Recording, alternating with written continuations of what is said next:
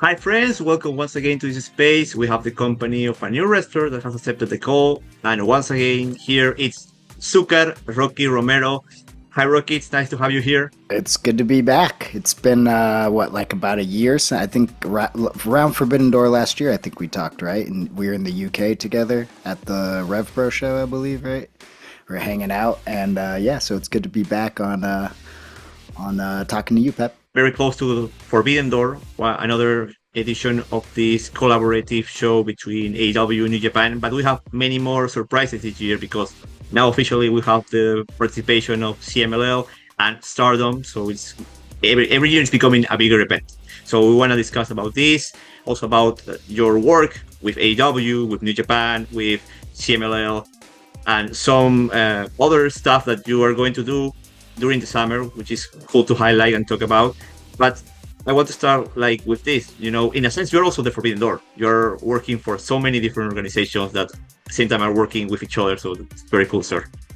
No, thank you.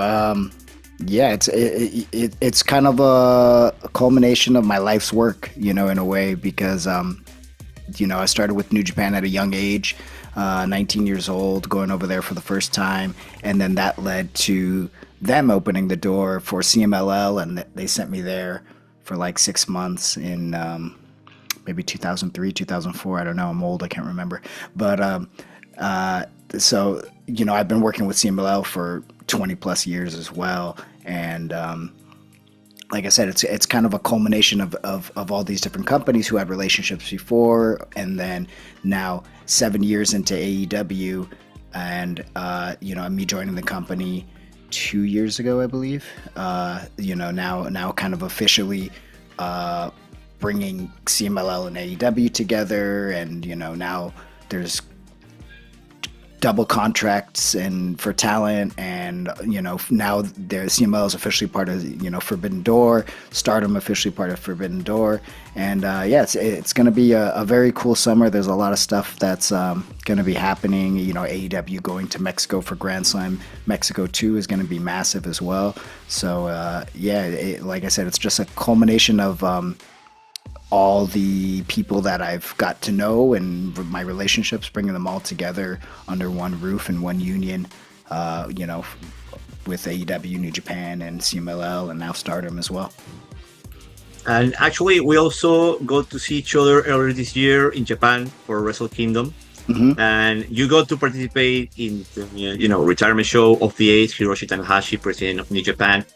And then you also competed in New Year Dash, which for people that don't know, it's a show where we don't know the cards, kind of a mystery vortex concept. So how was the experience? Starting the year, first match wrestle in Japan, and in the context of the retirement of the Ace. Yeah, Wrestle Kingdom it was awesome. I thought, this year, it really felt like something unique and special. Every year it feels unique and special, but I feel like this year it just, all the hard work and all the blood, sweat, and tears that Hiroshi Tanahashi put himself through, to raise the bar of the company, in every way, to celebrate a man like that, like him. And also, he legitimately is one of the best humans on this earth, as well. It's not just it's not just a gimmick or anything. He really is the ace in so many ways. So for everybody to come together and just have, a packed Tokyo Dome, stadium was cool. And, just to celebrate that man. And I thought Okada and him tore the house down. It was cool. It was emotional. I mean, it was everything that you want in professional wrestling. So it was an incredible show. And like I said, it started off, and then we did New Year's Dash as well. And I mean, when it comes to storyline wise, there's a lot of stuff that's already happened. Takeshita no longer is a part of the Don Callis family, and we want nothing to do with him, and he wants nothing to do with us. But it always was a cool moment to be there with Takeshita and kind of especially during that time. He was the just losing the heavyweight championship, the IWGP heavyweight championship. So cool moment to be teaming with him, of course, at that time. But yeah, I mean, I think it was a great kickoff, start of the year for New Japan. And, I think it's a very interesting time in New Japan for many reasons. And, as we're seeing a changing of the guard happen, it's cool to watch in real time. And I know a lot of people have their opinions and thoughts and everybody wants to chime in. But, I think we just have to watch to see what happens. I mean, this is a company that's been around for 70 plus years, so, I mean, it's been around for a very long time. And, we got to let them do what they do, and what they do best, to be honest. Then when you return to the US in AEW, you also face one iconic wrestler from New Japan from the last 10 years, which is Kenny Omega. You had a sprinter with him. But that was the first time you wrestled each other in over 10 years. Last time before that was Best of the Super Juniors. You defeated Kenny when he still was a junior heavyweight. But there was this, viral moment that got many interactions when you were celebrated, Azúcar, and then he uses the big trigger on you. So how was the experience like of this match with him after so long? And did you expect that reaction from people in social media? Yes, I did expect that reaction. No, 100%. It's one of those things. It's like, okay, like you're wrestling Kenny Omega and it's on national television on Dynamite, the biggest, the flagship show for AEW, and against arguably, the biggest star in AEW, right?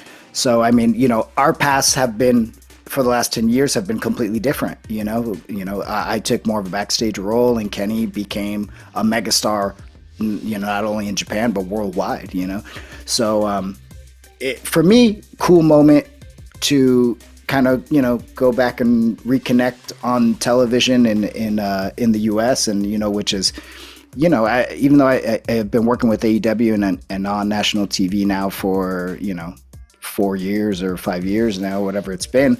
But I don't really get those moments to go and wrestle a singles match against, one of the, big stars. I had one against Moxley. I had one against Bryan many years ago, and then now Kenny. So, I mean, they're few and far between for me. So, just my thought going into it was, there's nothing. I mean, honestly, the people probably are not thinking that I'm going to win. So how can I take advantage of, the little time that we have to make a moment that people are going to remember?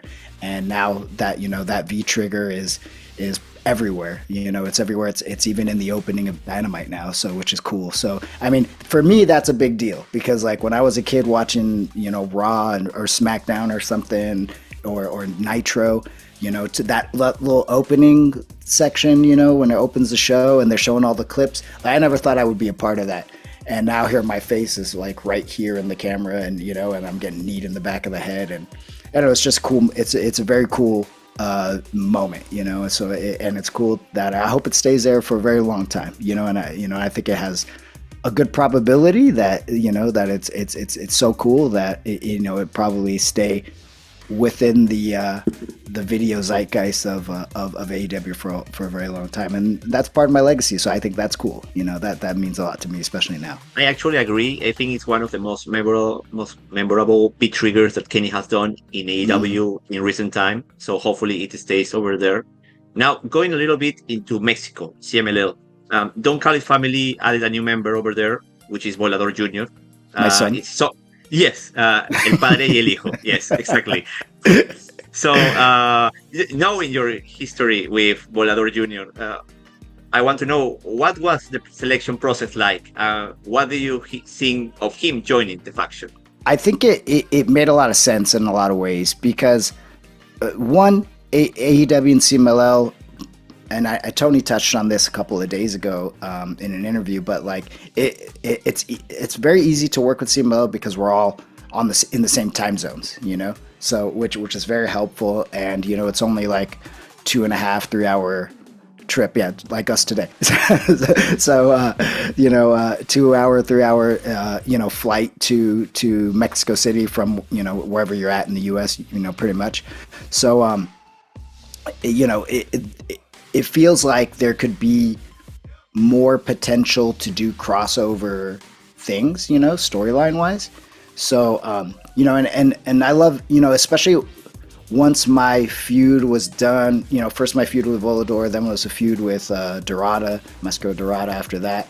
And at that point I kind of was like, okay, I don't feel like, I feel like I've done stuff that's really high level. I don't know kind of what else I can do right now. I don't really have like a rival or anything there. So, the idea of working with Volador was, we were working in Volador's group as, and those depredadores, so, and that's cool, but I feel like it wasn't completely representing what I was doing in AEW, and I feel like there was a bridge that we could gap. Plus, Hechicero's already there in CMLL, now he's the CMLL heavyweight champion, but, Clone could come, and there's so many members of the Don Callis family that I think CMLL is very interested in booking and would do a very great job over there. So it feels like a natural progression, and to have Volador join the group, and kind of be the representation on the CMLL side as well. It also gives Hechicero some friends to team with, which I think is needed as well, because he was kind of a lone man in CMLL. So I think it's cool, and I think you'll see more crossover stuff like that. I mean, even as we're recording this tonight, there's a big match in Arena Mexico between Mystico and Dorada versus Sammy Guevara and Beast Mortos for the ROH World Tag Team titles, and that's a big to-do, because obviously that may or may not affect what happens on Sunday at Forbidden Door, but either way, it definitely affects what happens in CMLL, Ring of Honor, and AEW going forward. So whether the Mortos and Guevara team win, or Dorada and Mystico. So I think it's all cool and it's all interesting. I'm glad we're seeing crossovers, and I obviously really the people who win the most are the fans. 100%. Yes, you mentioned something interesting, because we know that part of the Sky team, Máscara Dorada, Mystico, have a match scheduled for Forbidden Door facing the Young Bucks and Unbound Cause, Shingo Takagi, and Titan. So yeah, maybe there's implications for their match. Maybe it will become a title match. So that's something to look forward on the coming hours in Viernes Espectacular from CMLL. And now I want to enter to these past few months where you have been competing, like you mentioned now, Don Callis family, or La Familia Don Callis, like we said in Consejo Mundial, have been participating a lot as a group. We've seen many members. Even Mark Davis has been in one of the shows some last month, I think. So how has it been, the experience in Mexico, competing over there so far this year? And especially, what do you think of the match for the 70th anniversary of Arena Mexico? Yeah, like you said, Mark Davis came over, and I think it made a really big impression. I think it's crazy because the rise of Kyle Fletcher in AEW was during Mark Davis's injury time, right? His injury period where he was out injured, and now Fletcher did his thing, and continues to do his thing, but then Mark Davis got to really show what he's all about, and how an amazing of a talent he is. So I think, him going to Mexico is just another opportunity for him to show off, which I think is cool. And obviously I think the Don Callis family in general, because we do have some heavy hitters that are big stars, especially in Mexico, including myself, is like I think that we could be a big part of CMLL going forward, or especially on the Rudo side, where like right now I don't feel like that there's like a big Rudo presence, like I feel like the technical side is kind of a lot of focus is around them, and yeah, exactly. And I feel like the technical side is kind of outshining the Rudo side. So I think bringing the Don Callis family is a good way to obviously create rivalries and create interest, but also, there's a lot to do there, merchandise wise, and like I think there could be a real dominant faction in CMLL with the Don Callis family, and it's just a collection of incredible wrestlers. I mean, like, you can say what you want about how many members there are, you can say what you want about whatever, but the collection of talent is insane. It's literally insane. So I think that they're, and the cool thing is like we could send 3 or 4 Don Callis family wrestlers to CMLL, and that doesn't affect the quality of Collision, on a Saturday or whatever, So like, I think it kind of works for everybody, And if they were to send Don Callis family, back to New Japan as well, I mean, like, I don't think it would affect anybody in any way because, there's an even balance between it. So, I think that's a specialty. It's a special group, and I think that. Well, I hope the partners will take advantage of it as well, Mystico, Mystico, yes, Mystico won, and but like that rivalry, I mean, that's an easy rivalry that we can, like I'd love to see like Mark Davis versus Mystico, just singles, which would be cool. I think like Davis, having that like David versus Goliath type of match, but like back in the day, like when I was growing up, that was like a lame match. But now with like somebody like a Mark Davis or a Kyle Fletcher, that's a freaking cool match, like in my opinion. So, that's I think that there's a ton of potential for the Don Callis family, in CMLL in the near future. Now going to your longtime friend and tag team partner, Trent Beretta, we've seen a few matches featuring RPG Vice, especially this year, which is very cool. I want to know, like, what is your relationship with Trent like right now, and what are your goals as a team? My relationship with Trent is the best, to be honest. He, like I always say, like I do think that he's the best partner that I've had. We kind of always seem to continue to make some kind of magic. Even when the odds are against us to not make magic, So like this year, I think was getting to work with Christian and Cope was really cool. Adam Copeland and Christian was something that was not on my bingo card, ever in my life, So to be able to have such an iconic team wrestle against RPG Vice, that's pretty cool. Like there's still a lot of matchups I think for us that we haven't had, and even though that we've been tagging since I think 2015 or 16, I think. So 10 years later, there's still a lot of stuff for us to do, which is cool. So yeah, I think now like also within being within a big group like Don Callis family, like talking about how there's so many members and so many big personalities and characters within it. I think we've done a good job of kind of finding our lane within the group and kind of what we're what the company can lean on us for, or what the show can lean on us for. And I think that was a perfect example of working with Cope and Christian in that match. And and going forward, I think that there's stuff for us to do. Like somebody like Brodito would be somebody who would love to wrestle against. I've wrestled with and known Brody for all his career, and Bandito, I've wrestled against him so many times. I have so many great matches with him. So kind of us versus them would be really cool.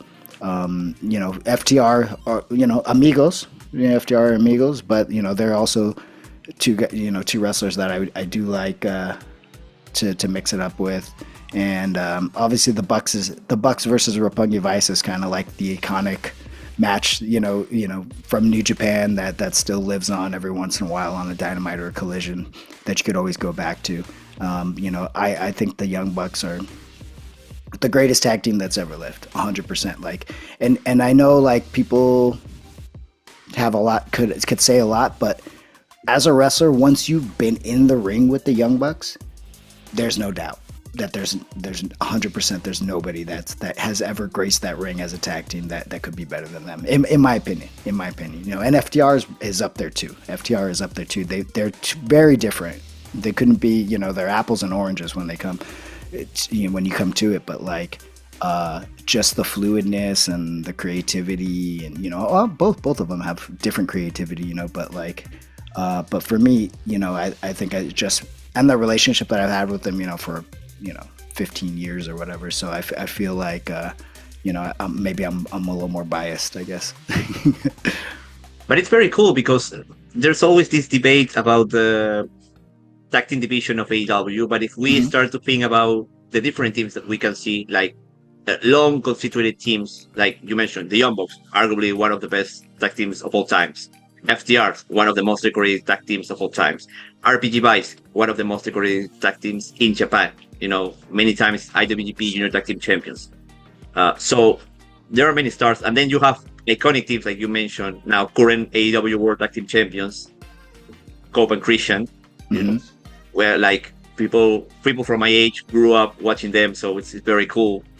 Seeing them still like again together and winning all. They have a top match though, and fresh matches, which I think is cool too. It's like fresh opportunities for them.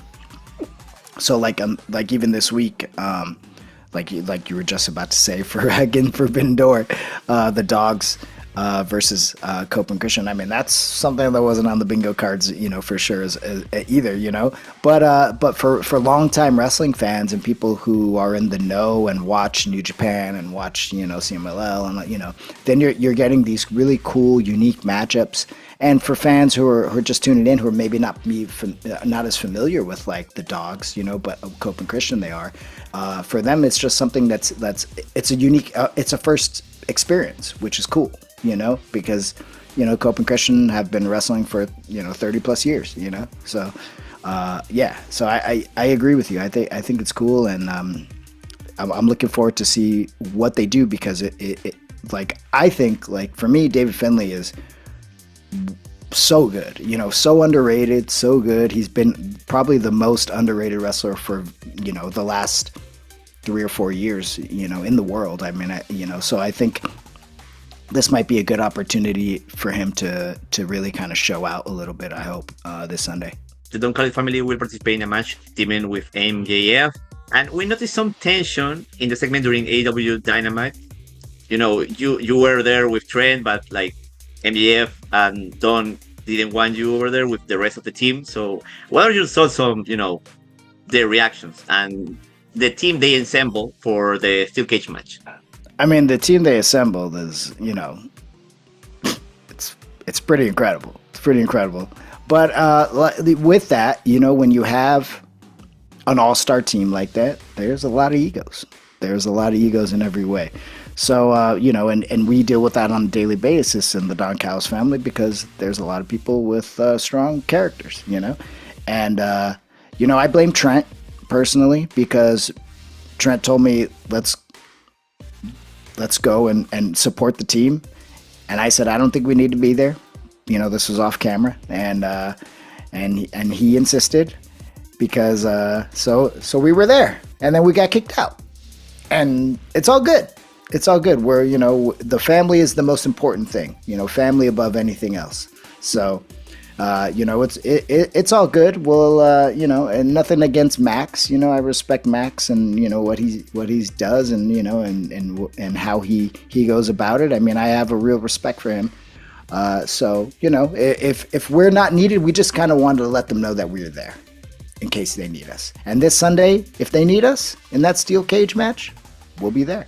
I hope that everything continues going well over the Don Callis family. But, there's a lot of tension in that team too, because there's been many interactions, both in the ring, in the segments, and also in social media between MJF and Andrade El Idolo, who is becoming slowly but steadily one of the hottest acts in professional wrestling.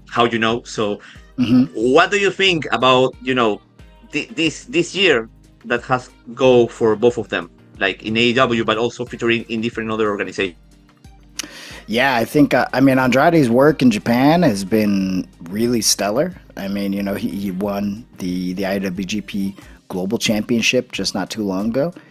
So yeah, I think he, I think Andrade, once he left WWE and he was obviously, he has something to prove to a lot of people, and I think a lot of people maybe wrote him off, or thought, when they saw that, he was leaving WWE and he was going to be coming to AEW and going to be, doing New Japan and all the plethora of indies that he's been doing. I think people are like, it's Andrade, but I think so. And I think he took that and said, no, I'm going to show you guys my true potential, and I think, for him, this was like a fresh restart that he kind of needed, probably personally, as well as professionally. And I applaud him, because he's somebody that, when you have, how can I word this? When you have like a personal life that people can see and they know a lot about online, that could really kind of mess with your head and especially in what you want to do professionally. And I think he's handled it really well, and because it's not easy for anybody to be in a in a relationship where it's so public. And and I think he's done a really good job with everything, and now he's very focused on the work, and you can see it. And I think, like, I agree. I think he's one of the hottest acts in professional wrestling right now, and I think we're just scratching the surface to see where it's going to go. And I hope this Sunday that he and Max can get on the same page, because I think it's important, for if you're going to put the super group together, like, we actually have to show up and win, especially against the conglomeration. We have a lot of history with, especially me and Trent. So that's why I said, if they need us, especially against the conglomeration, we'll be there. I mean, that's the whole reason we showed up, and in on Dynamite the other night. So, but yeah, I hope that they can keep it together. I hope Don can keep Andrade at bay for the moment, at least, because at least, maybe in the near future, Andrade, might be able to get his moment against Max. But before that, Kevin Knight is most likely going to get his moment. So as long as everybody can keep it together, that's the important thing this Sunday, 100%. But there's something interesting about Andrade and the dynamics in the many partnerships that has AEW right now, because Andrade is also collaborating with United Empire. He's technically a member of the unit too. Mm-hmm. And, they are also in the same orbit with Will Ospreay, which is now, working with the Death Riders in some capacity. Mm-hmm. He also has a big match with Swerve. The winner most likely will main event. Well, we'll go to the All-In show, Wembley Stadium, later this summer. So what do you think of these, interesting dynamics that are starting to make between the different partnerships? Yeah, you know what? I can't knock off collaboration because I built a career off of it. Do I like it? No. I mean, personally, do I think that Andrade should have came back and, to New Japan and teamed with the United Empire? I don't think that was a great move, to be honest, personally. I think, if he knew where things were going, why didn't he call on me or Takeshita at the time, So, I mean, I feel a little slighted in that kind of way.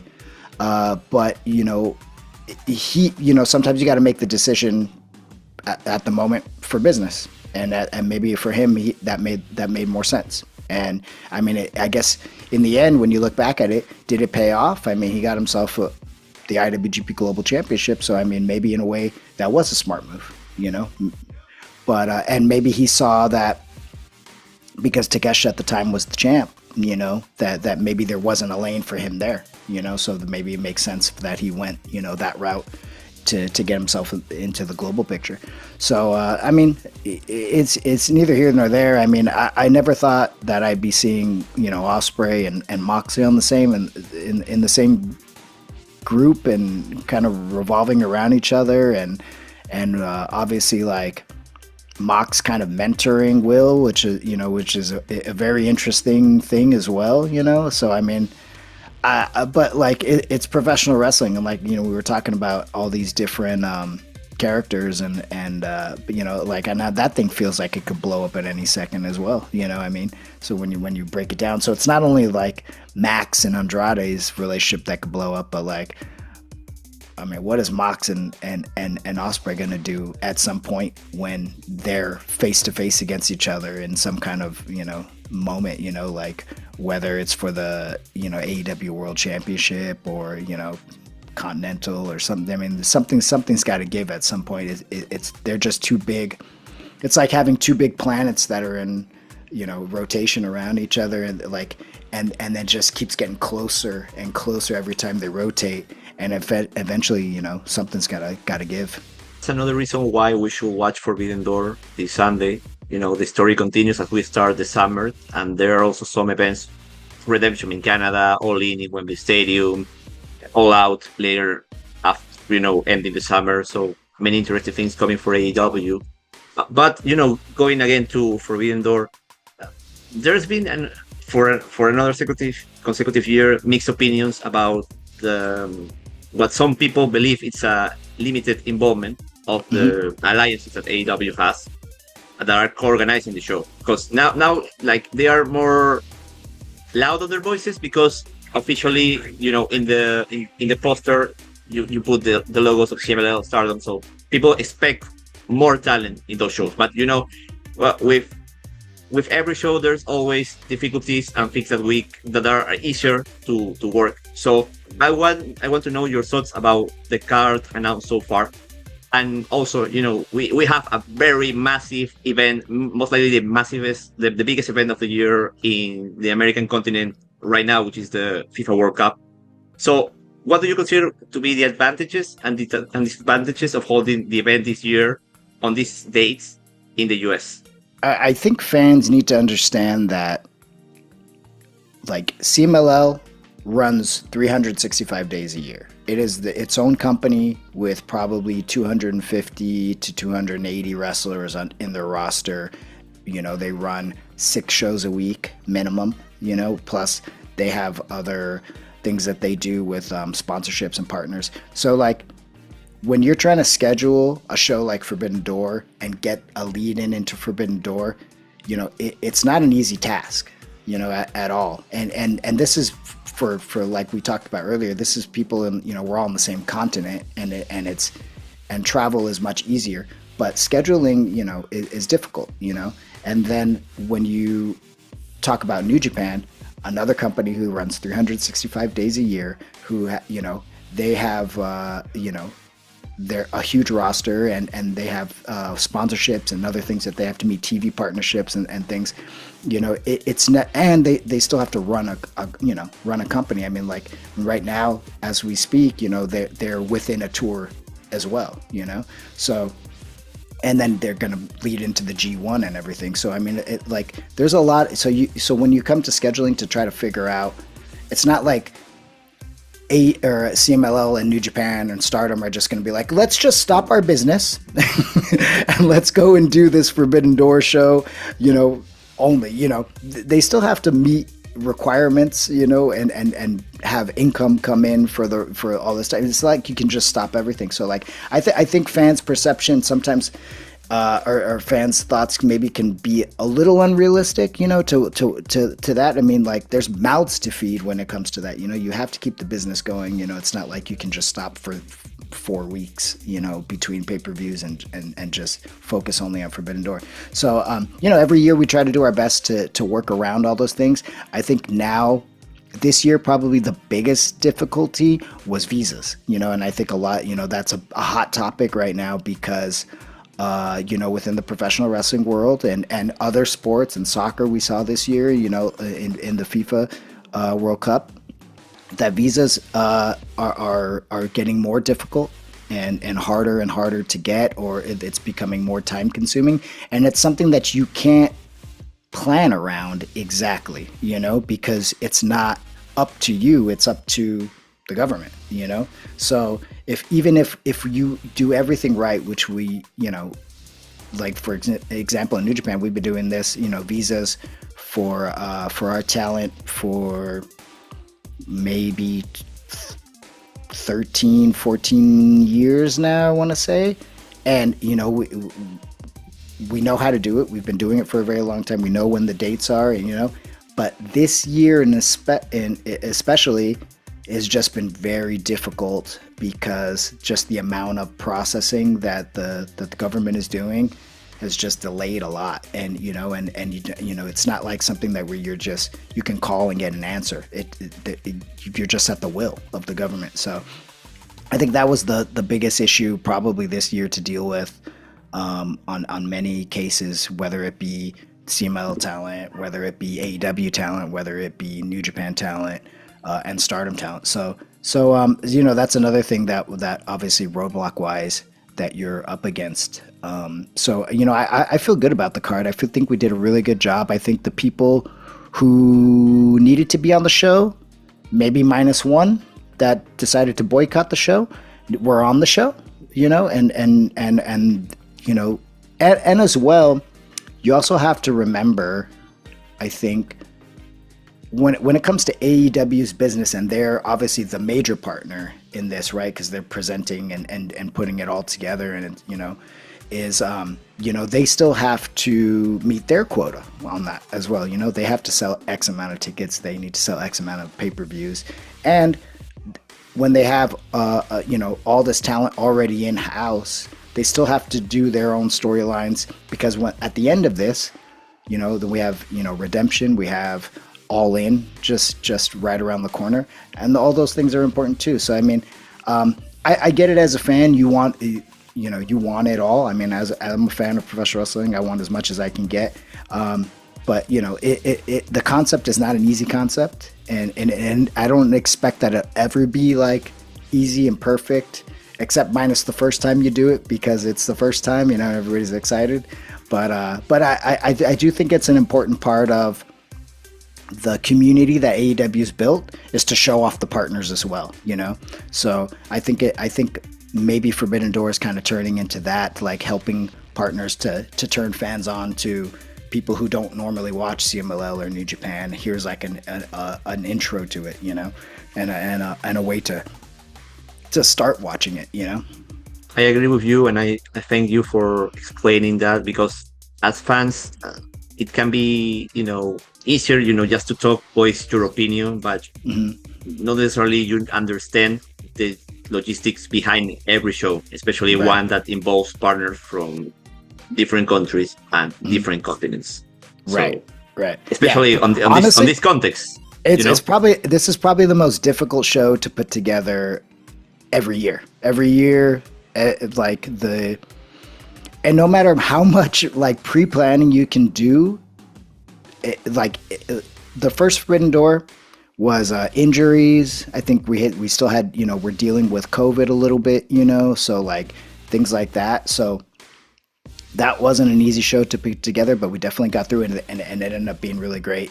And you know, obviously the next year, but yeah, this is a show that no matter what you do, how much planning you can do, there's always going to be some kind of monkey wrench thrown into it. And you know, there was one year, I think it was 2 years ago, where we just had like injury after injury after injury. So like plans kept changing, and then it was like there's only so much you could do. But like, and going into that too, it's like, not, you know, we have to appease each company.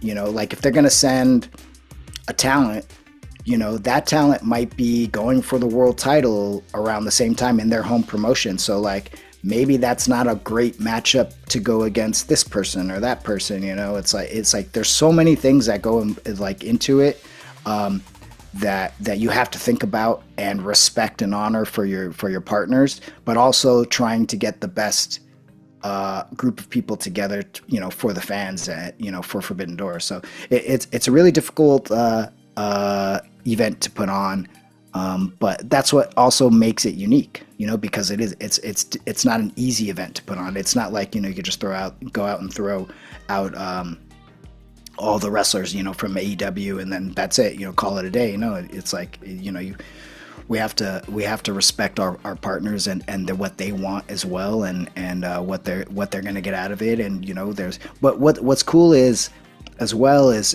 you know, sometimes out of these collaborations, you know, we're able to make more magic happen outside of the Forbidden Door. So like, I feel like Forbidden Door sometimes is the starting point for a lot of things that happen after, like in Stardom, in New Japan, in CMLL, because there's feuds that are born there, or you know, and then they kind of go off into the different companies and the different partners and their respected areas, you know. So I'm sure we'll see a lot of that as well this year. It happens every year with New Japan. I feel like Forbidden Door, something might you know, start in Forbidden Door, or be a stopping point Forbidden Door, and then that could kind of lead to Wrestle Kingdom. You know, we've seen stuff like that happen in the past. So yeah, I feel like this year will probably be the same, which is cool. That's a good thing. Now, to end this part of Forbidden Door, this Sunday in California, I want to know your opinion and thoughts about two matches, which are two crossover matches. One was the first match to be announced for the show, which is Kenny Omega versus Zack Sabre Jr., and also another two people that you know from your time in Japan, which is Tekla, who was fired from Stardom and then became the top face of AEW now as World Women's Champion, facing Starlight Kid. So, what are your thoughts on those matches? Obviously, I think Zack Sabre versus Kenny is pretty much the epitome of Forbidden Door, right? You know, in a way, you know, like that kind of marquee matchup that draws the attention of the world, you know, internationally, domestically. So I think that, you know, in the past it was Danielson and Okada, you know, in the past, you know, so you know, there's always like that one or two marquee matches that kind of make Forbidden Door, right? And I think that they're kind of holding the banner for on the men's side for sure, you know. And then now that we've added Stardom into the mix, you know, officially for Forbidden Door, I think Tekla, with her long history in Stardom, like you pointed out, is also kind of, it makes sense, you know. The world is kind of revolving around Tekla within AEW, right? So I feel like this is just a great easy moment and to kind of present Stardom and the kind of what Tekla has been through in Stardom, and put it on the world stage, on a bigger stage, you know. So yeah, Starlight Kid, you know, I think Starlight Kid is awesome, and we haven't really got to see a lot of Starlight Kid in America, you know, especially in the US. So to have her come and she's like one of the wrestlers that I feel like is always asked about by, you know, whenever there's events or even New Japan events, people are always asking about, oh, when's Starlight Kid gonna come? When's Starlight Kid gonna come? So I feel like this will be a good opportunity for her to show, you know, to show what she's all about, and obviously she's defending the honor of Stardom along with it, you know, against a former Stardom wrestler who's now the AEW World Women's Champion. So yeah, and I think this is probably the best way that we could show, because it's more than just it's personal, right? For Tekla, it's definitely personal. I think for Starlight Kid and everybody on the Stardom side, it's personal. So it's cool to see, because we haven't seen a lot of you know, besides just announcing a match and it just being like a dream match, you know, this is a very personal issue with a lot of stuff that, you know, that's behind it. So I think it's cool, and it makes it unique for Forbidden Door, because, you know, it's not as easy to build a Forbidden Door match, you know, when you're going back and forth from Japan, but Tekla did it this time. You know, Tekla went over to Japan, beat up Okada, the Taro Okada, the Stardom president, and then you know, then jumped back, and she was there at Dynamite and everything. I mean, so she, you know, you got to respect Tekla for really committing to the event by going and traveling and jumping right back, because it's not easy to. I think she literally left the day after Dynamite and then came back the day before or 2 days before Dynamite, and she went straight to promoting the event and everything, and then went to Dynamite on Wednesday. So kudos to her, because that's not easy. You know, it's not easy to just be jumping around the world, flying all around and making appearances, and then having to, you know, defend your title, you know, this Sunday. So you know, she's a hard worker. She definitely is, and you know, I'm glad to see her getting her flowers now. On July 7th, you have to return to Japan and put once again the Black Tiger mask, because you will be participating in one of the retirement matches of one of the active legends, Tiger Mask. So what are your expectations for the event, and what does participating in this match, you know, knowing the history between you two, mean to you?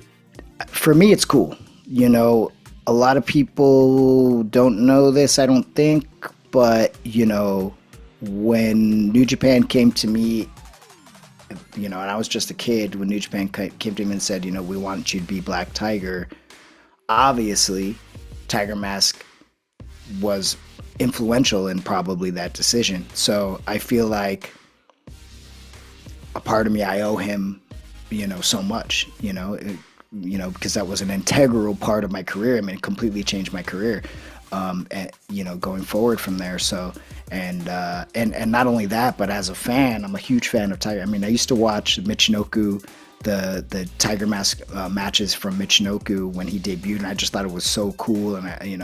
And he, especially like it made an impact on me as a wrestler. So to now be in the one of the retirement matches for such an important person, not only in my career, in my life, but for professional wrestling in Japan as well. So for me, it's cool, and I'm glad it's in Korakuen because I love that place. It's like a second home to me, and so for me, it's like it's a homecoming to go home and then wrestle against people who were my first family. In a way.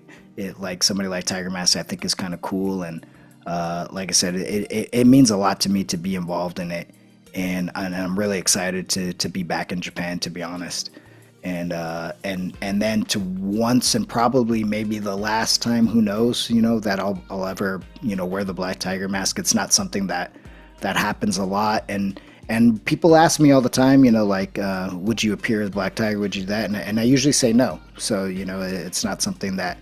I want it to be something special and let it be where it sits, And we have a new Black Tiger, and I feel like if me showing up as a Black Tiger is not cool, I feel like we should respect that there's a new Black Tiger. But I think obviously in this situation, because it is his last match, and if that's what he wants, so be it. I mean, he should be able to get what he wants on his last match, So for me, I'm excited. I'm very, very pumped to go over to Japan and do it one more time. It's not something that I expected to do, and like I said, Tiger Mask has been an integral part of my life and career, so it'll be cool for me to be there. But then you have to return to the US because this year we have the opening night of the G1 Climax 36 being held in the US. In Chicago. So like we've talked before, this year or the last few years have been very complicated, with this logistic aspect, which is the working visas for talent from abroad. So how was the process of making this show a reality, knowing that, that fact, and how hard was, getting the cards for this show? Now, right. we know the lineup. We know that from AEW we have Gabe Kidd, who unfortunately won't be on the opening night. But we also have Konosuke Takeshita, who is not a member of the Don Callis family, but he's also a member of New Japan, working with Hontai and the conglomeration, some kind of ally.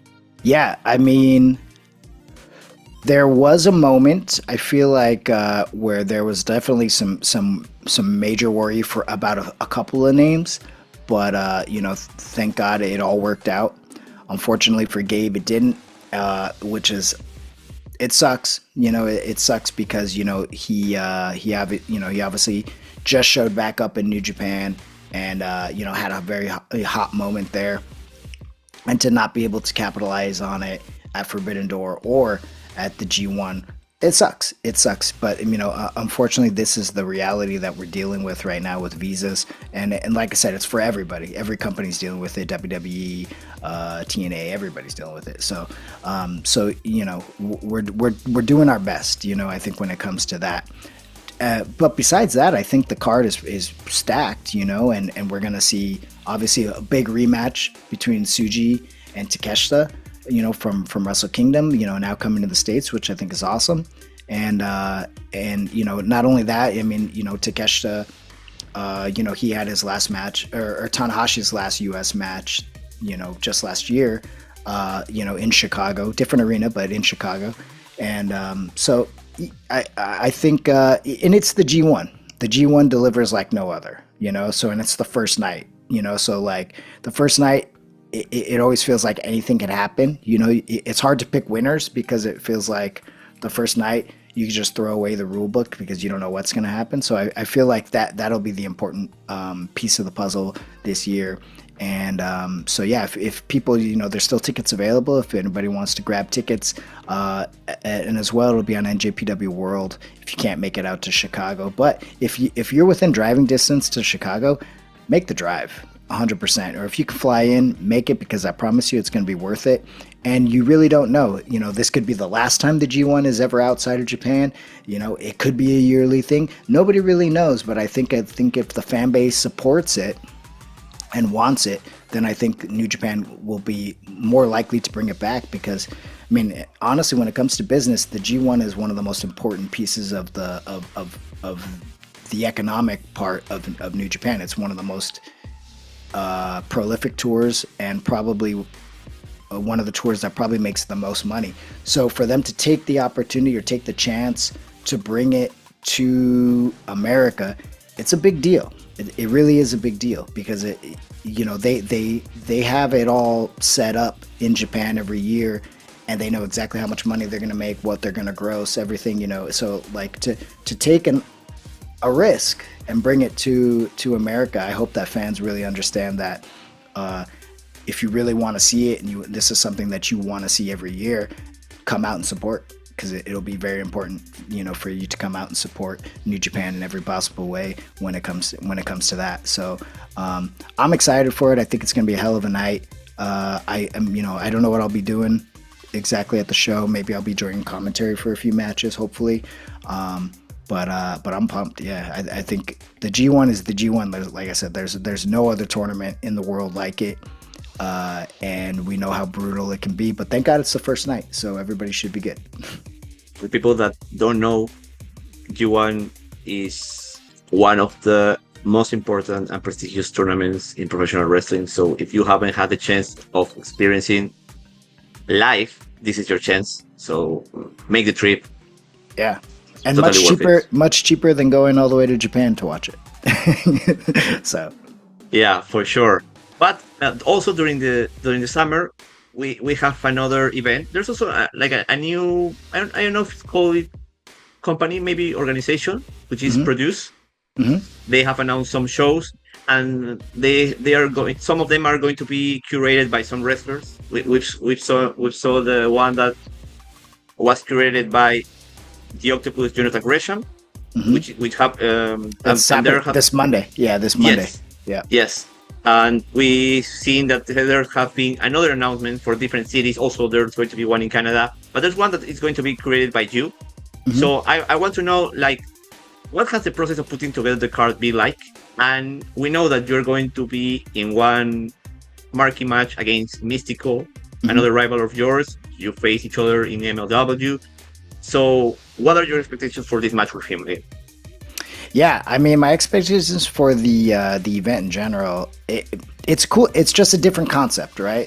It's just, I don't know exactly what to expect, because it is a different concept, and I want people to. I'm curious, obviously, to see how Monday goes with John, because I think Gresham, and I think we'll have a better idea. But I think it's cool.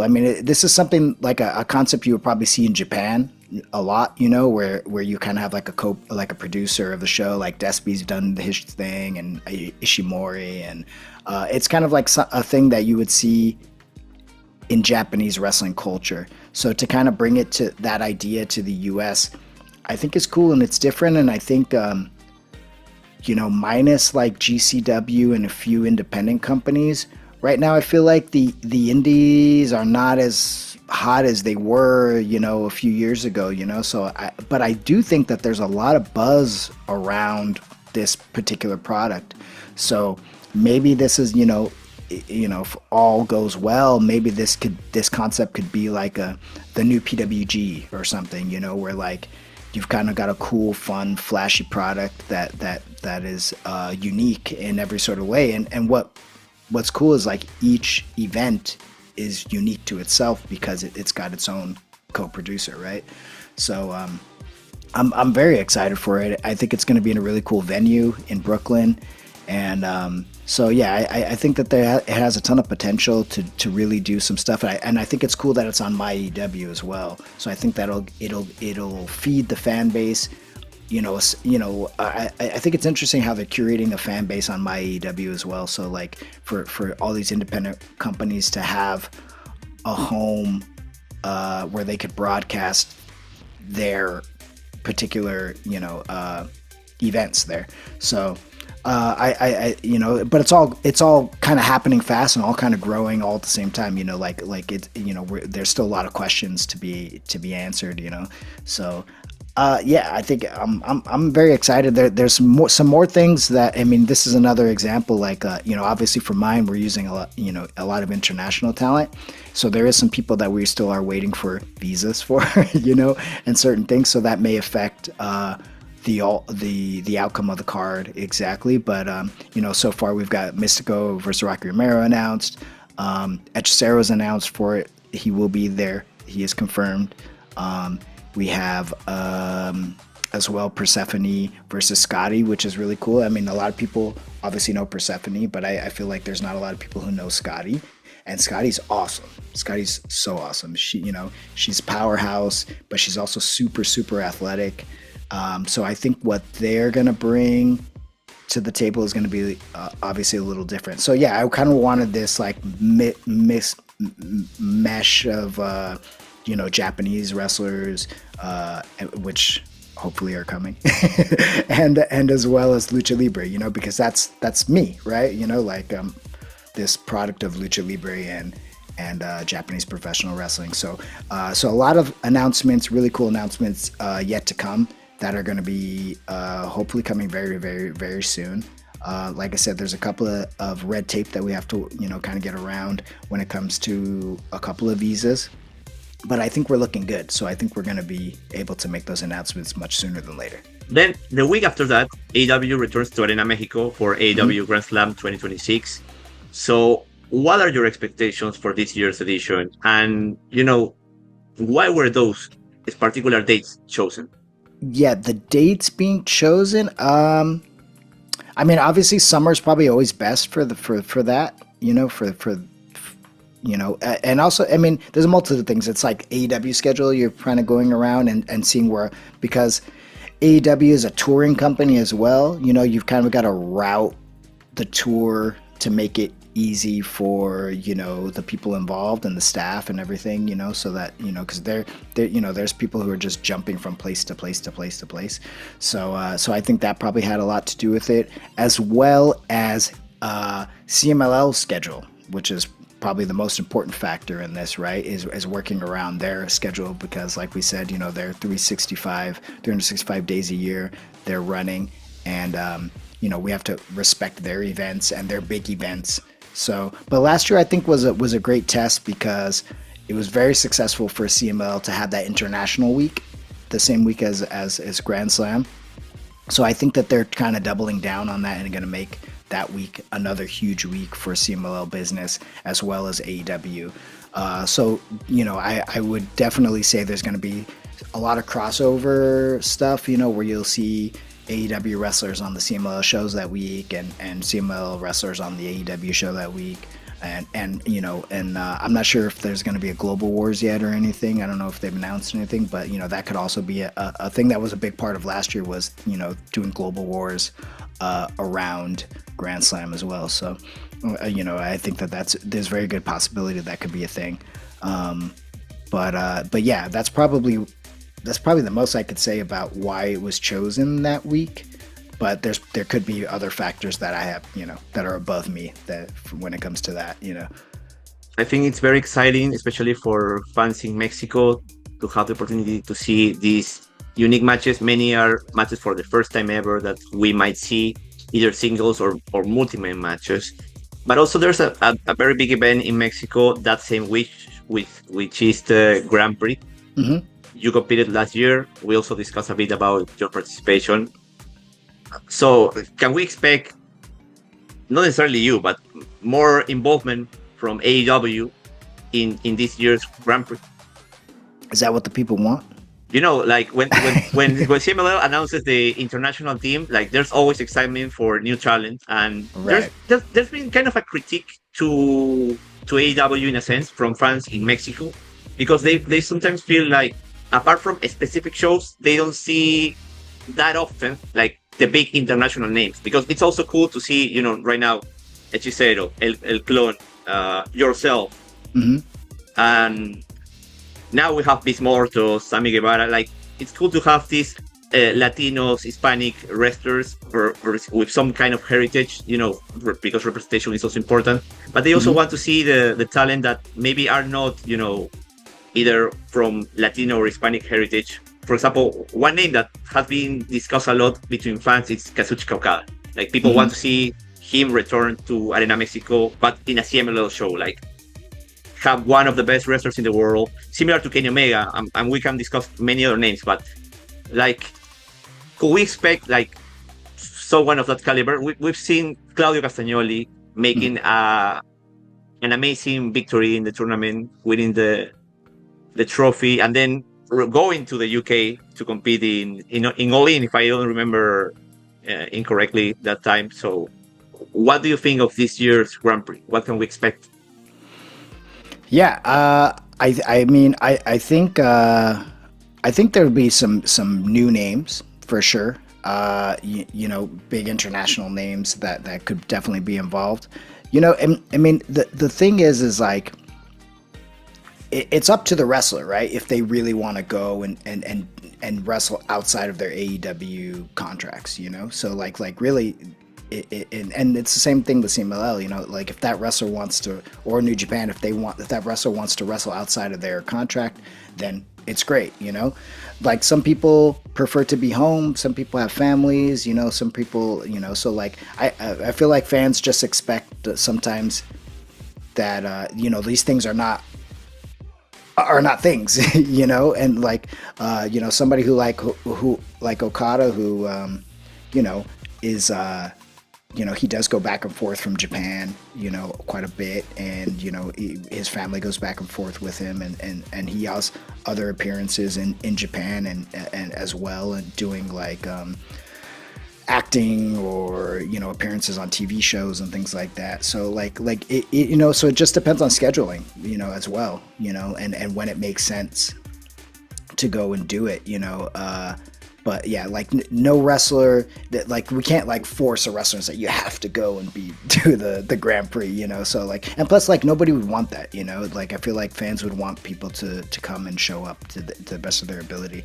And I've talked to Okada about this, before. I think he definitely would like to go back to Arena Mexico at some point. It's just the timing of when, right? That's really the question. And I know and I've had tons of talks with the biggest international wrestlers like within AEW, and a lot of them have interest. It's just the timing of it, So I feel like that's always the thing. So so we'll see. I mean, I think what CMLL has planned and kind of what they've told me, it sounds really exciting, and I think people will be happy with the outcome. So I know there's a few things that are still being settled on that end, but I think that fans will be very happy. I feel like you can't please everybody. It's just impossible, unfortunately. Like but you got to remember, 3 years ago there was no AEW, CMLL, anything, nothing, and here we are doing a lot of cool stuff.